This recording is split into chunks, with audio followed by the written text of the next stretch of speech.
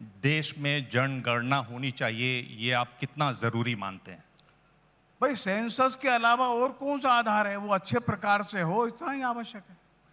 मैं ये सवाल इसलिए भी पूछ रहा हूं कि अगर 1981 से 1881 से, माफ कीजिएगा, लगातार एक काम हो रहा है, वो जनगणना का काम हो रहा है।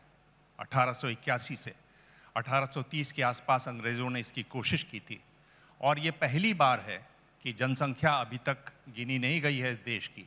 हमारी जितनी भी योजनाएं बन रही हैं वो 2011 में जो जनसंख्या गिनी गई थी, यानी 15 साल पुरानी जनसंख्या के आधार पर बन रही है। और कहा यह जा रहा है कि 2024 का जो चुनाव होगा उसके बाद ही लोगों को गिना जाएगा, जनसंख्या जनगणना की जाएगी। आपको इस पर, आरएसएस को इस पर चिंता नहीं है? आरएसएस सरकार के पता नहीं लगाम खींचता है, कान खींचता है, या कान में बोलता है, वो करता नहीं है, क्या है? तो जनगणना 1881 से प्रारंभ हुई और हर 10 वर्ष के बाद भारत में सेंसस होता है। हाँ, उसके अंदर एक्यूरेसी और अधिक अच्छी हो, ये तो आवश्यक है, लेकिन जनगणना के अलावा और कोई ऐसा साधन तो दिखाई देता नहीं जिससे कि देश में कितने मनुष्य हैं, बच्चे कितने हैं, पढ़े लिखे कितने हैं, रोजगार में कितने हैं, इकोनॉमिक कंडीशंस कैसी है, लिटरेसी का रेट कैसा है। तो ये सब बातों को जानने के लिए देश में जनसंख्या की और हर 10 साल बाद ये प्रोसेस होती है। लेकिन जनसंख्या ये गिनी जाती है, जो सेंसस होता है, इसमें बहुत सारे जो पैरामीटर्स है उसके आधार पर आगे के प्लानिंग होता है, आगे की योजनाएं बनती है, शिक्षा के बारे में, रोजगार के बारे में, डेवलपमेंट के बारे में।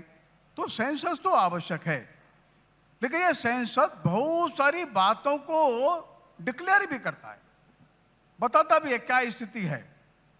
और कभी कभी थोड़ा चिंताजनक स्थिति जो ध्यान में आती है वो ये आती है कि एक और तो लिटरेसी का रेट बढ़ रहा है, अच्छी बात है।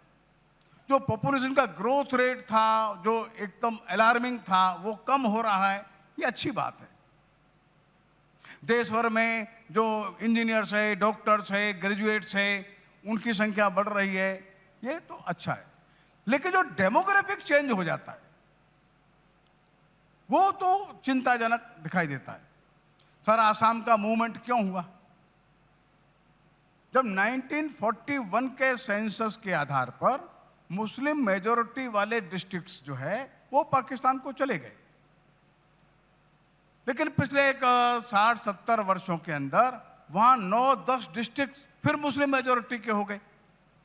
तो एक जनगणना ये भी बताता है कि खतरा कहां पैदा हो रहा है, ये अच्छा नहीं है। हमारा मानना ऐसा है, ये जो प्लान्ड वे में या किसी भी कारण से जो डेमोग्राफिक चेंजेस आते हैं वो अलार्मिंग होते हैं, भविष्य के लिए एक खतरा, उसकी घंटी बजाते हैं। तो आसाम के लोगों को लगता है उनकी पहचान भी खतरे में पड़ जाएगी। धुबड़ी, नलबाड़ी, हैलाकांदी, करीमगंज, उन जिलों को देखिए ना आप, क्यों ये डेमोग्राफी ऐसी बदल गई, ये हमारे लिए चिंता का विषय है।